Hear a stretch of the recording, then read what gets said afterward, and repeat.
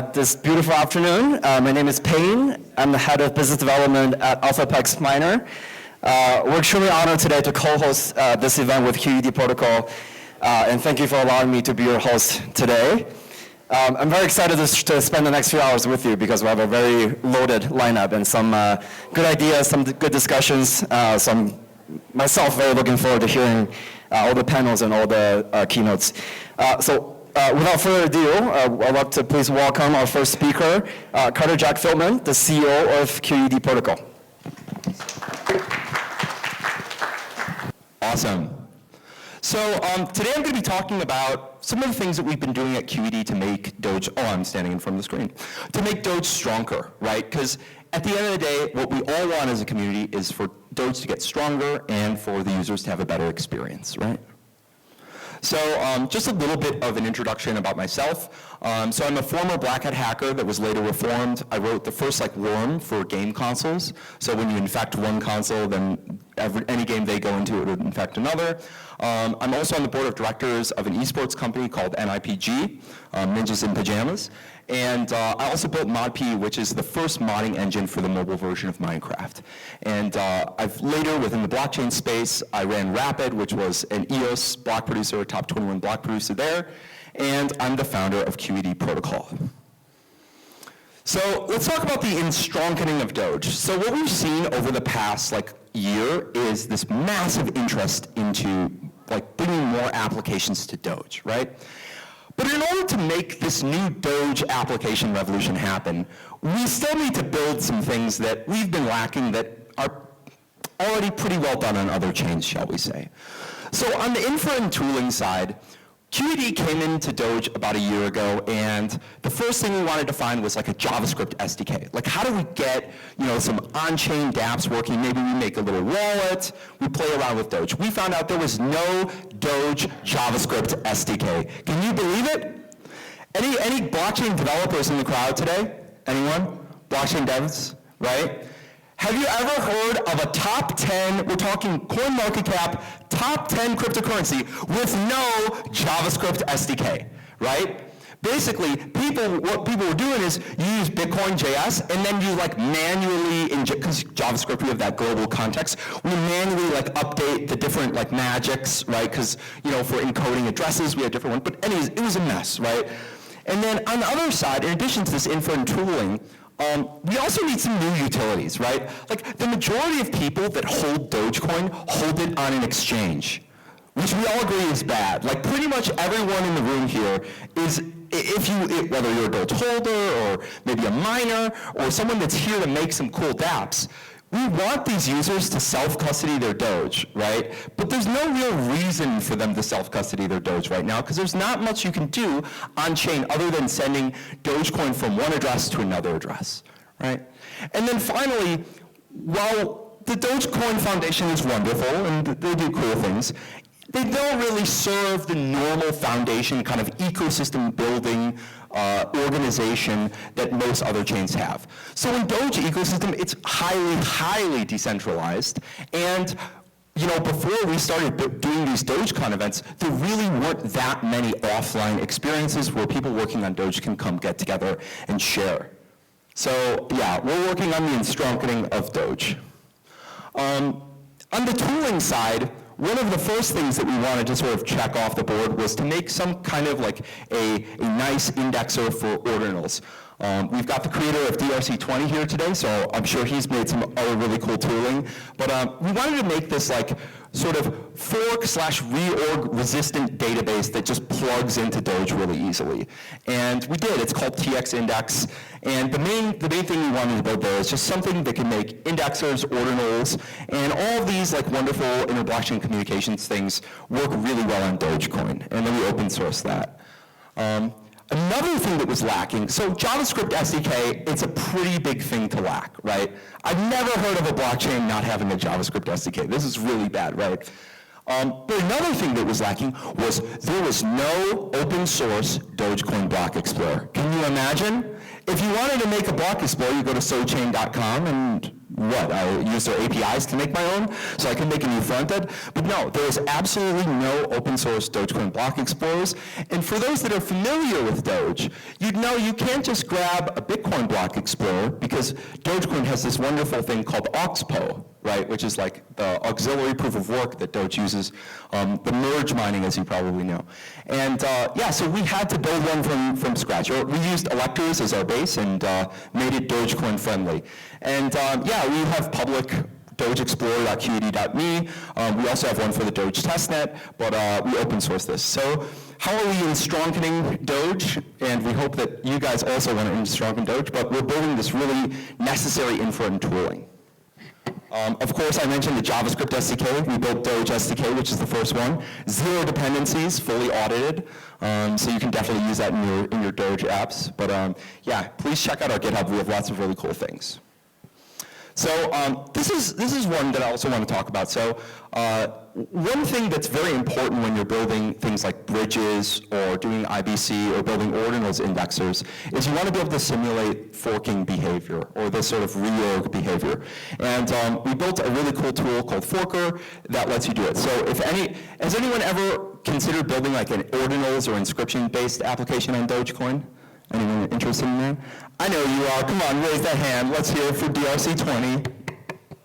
Yeah, DRC20! We're at the inscriptions, right? It's good.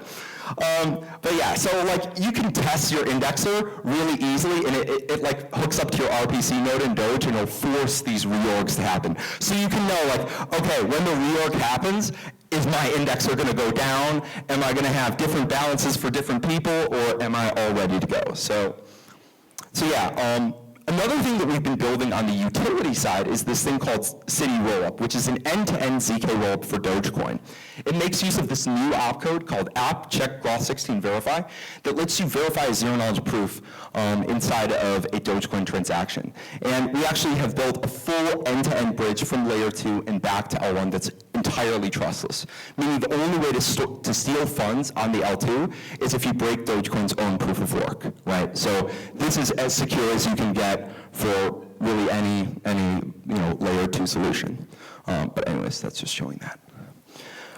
In addition, on the utility front, we're building this thing called Dog3, which is a ZK layer 2 and more that lets you write smart contracts on Dogecoin. And you can decide to deploy directly onto Dog3, or you can run your own like little ZKP covenant. And really what it lets you do is build fully trustless applications on Dogecoin that can interface with Doge, the currency itself. So before with ordinals, we had this problem of there's no way for an ordinal to affect the spendability of Doge, right? So I can't build a DEX that uses Doge as its denomination without having some kind of a trusted bridge. But with this, now you can, right? So if you want to build a pump.fun, a meme coin DEX on Dogecoin, talk to us, build it on QED. You want to build a fun game, build it on QED. It's fully trustless, fully secured by Dogecoin itself. And finally, one of the oft forgotten, I guess, in the Dogecoin sort of space, parts that we need to in order to make Doge strong is we need to beef up the ecosystem. We have a foundation that's does some cool things, but they don't do a lot of ecosystem organizing or sort of uniting with other fellows in the blockchain ecosystem. So we've done a lot of these. You can see some pictures here. We had a very large DogeCon event with something like 800 people in Thailand recently. This is a DogeCon Lite event, of course, but yeah, we've done some really cool offline events. We've brought together, legends. I think we could see Charlie Lee over here. But yeah, we've brought legends from the POW space, brought them to one table to talk about how we can make Doge a better place for everyone. And we're really committed to that, of course.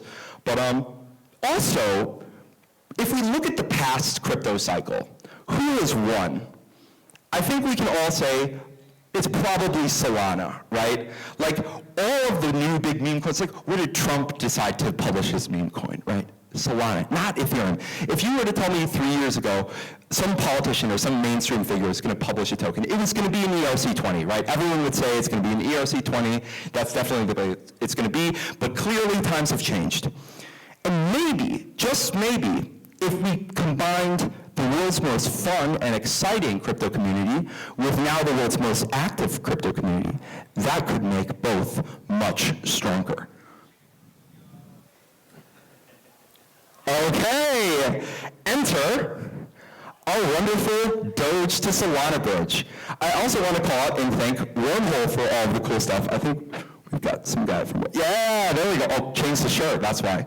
Very cool. But yeah, so we've built a trust minimized bridge from Doge to Solana. And it's really, really easy to use. So you just enter your Solana address, and we'll generate a new bridge address for you. And we'll see how that's actually generated in a bit. And then once you've done that, you just click Claim Doge on Solana. Once you've sent your Doge over to the address. And one of the really cool things that we've considered when building the bridge is we realize that the majority of people that hold Doge hold it on an exchange, right? So while you can use this with your My Doge wallet if you're already self-custodying, but you can also, once you've generated this bridge address, you can just go to your Binance account or your Robinhood account and withdraw to this address, and it'll work just fine, right? So you don't need to first self-custody to actually use the bridge. You can just use the bridge directly from Binance or from whichever evil centralized exchange that you're using at that time. And then just click one button to claim it on Solana. Super, super simple. But how does this work, right? So what we do is we generate a P2SH address, that's that bridge address, which has the same code as like a normal pay to public key hash script, except it also includes your Solana address and the op drop instruction, right?